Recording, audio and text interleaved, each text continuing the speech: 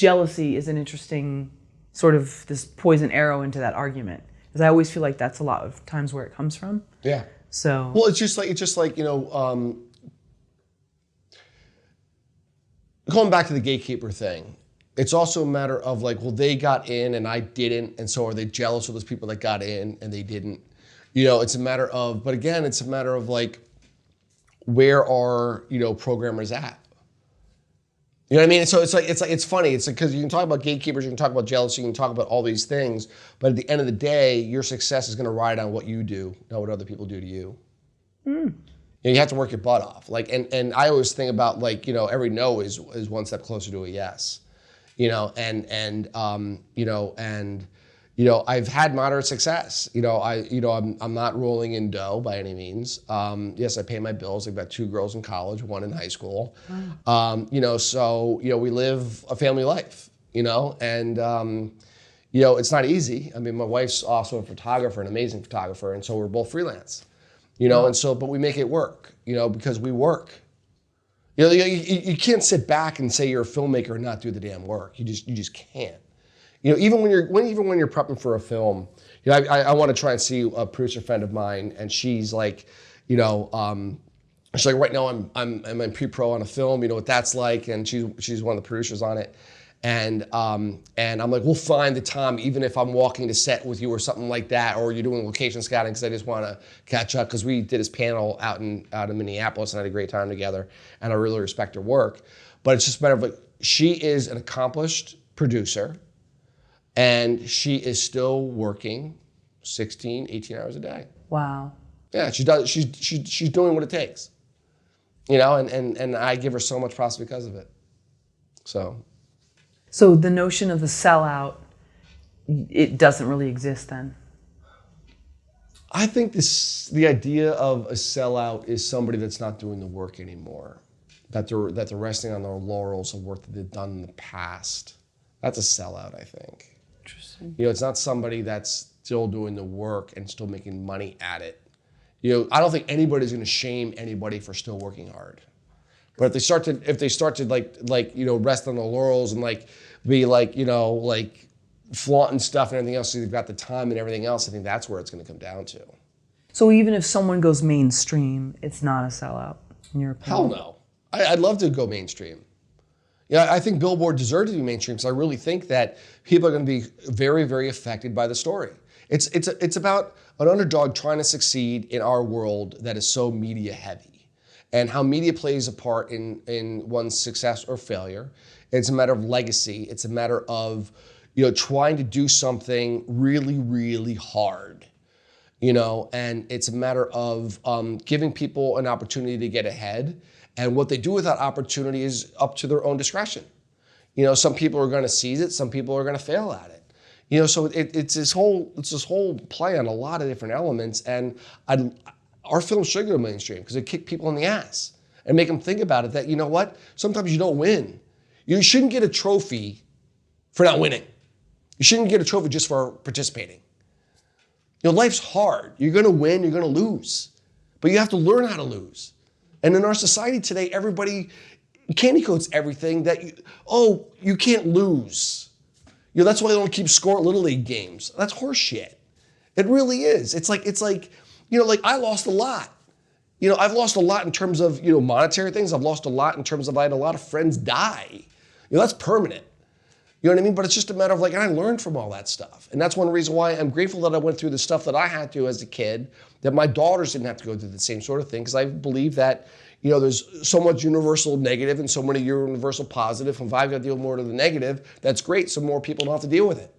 I'm fine with that. I really am. And I'm at peace with it. But it's just a matter of like, you know, people have to learn how to lose in our society. And it's just like, you know, I don't know, grow a set. I don't know what to say. It's like there's so much, you know, there's bullying going on because they feel they have inferiority complexes. You know, they've got to bully on somebody else because like they think that they're better than somebody else without looking at themselves in the mirror and telling the truth. You know, there's a lot of this stuff going on, and it's a matter of like, Billboard hits on a lot of these themes. You know, it also hits on the thing of taking advantage of people. You know, and it's a matter of like, you know, how our society with a lot of reality TV show stuff and everything else and social media that we've become, humans on display. Like are we like literally watching other human beings almost as like zoo animals? Taking the voyeuristic view and not participating in life. It's just like there's so many things that we hit on that it's hard to say, but it's all wrapped around this crazy idea of a spectacle. But we don't deal with the spectacle. We deal with the actual what goes on behind the spectacle. The web series deals with the spectacle, but the film deals with what goes on behind the scenes. But I don't even know where I went with that. But it's making it is what we all strive to be. And you asked about the American dream earlier. As a matter of like, as long as I can keep doing what I'm doing, I've accomplished the American dream. Is because I'm still being creative. I'm still providing. I'm still doing all those sorts of things. Do I drive a fancy car? To some, probably I do. To some, I don't.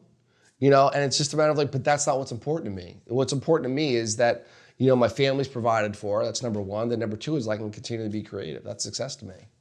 However I have to go about doing it, I'll do. And I'm not afraid to clean toilets if I have to. It's all part of the plan for success. And you're not above it. And also too, it's like a lot of people in the film industry aren't as fortunate as I've been, that they have, 2 or 3 different side hustles or stuff like that. But so do people that have full-time jobs that are still trying to make rent.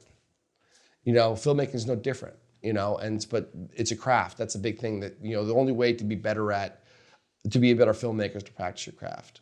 Sometimes it's actually helpful. Oh yeah. I really do. Because you end up being a fighter. Yeah. And it's funny because like once you're provoked, you'll have you'll get the FUs. Like it's funny because I've turned FUs into some major successes. And because I figure out a way to get around those gatekeepers. And it's funny because like I've done some pretty, thank God I'm surrounded by people that are smarter than me and I have ideas and they can basically make those things happen sometimes. And it's kind of fun, but sometimes, getting your air up and having somebody not believe in you is just enough to push you over the edge to make you do something, Yeah, I think for some people, they've maybe had more coddling, and so maybe sometimes that's harmful. It might be great because then it's like, oh, tell us what you've done, that's great.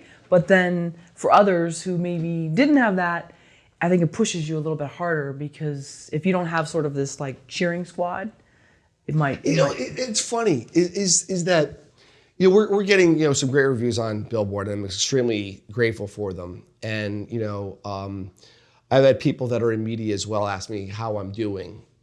How's my mental state these days? And I'm like, it's interesting. It's weird because like it's easier for me to deal with negative than it is for me to deal with positive.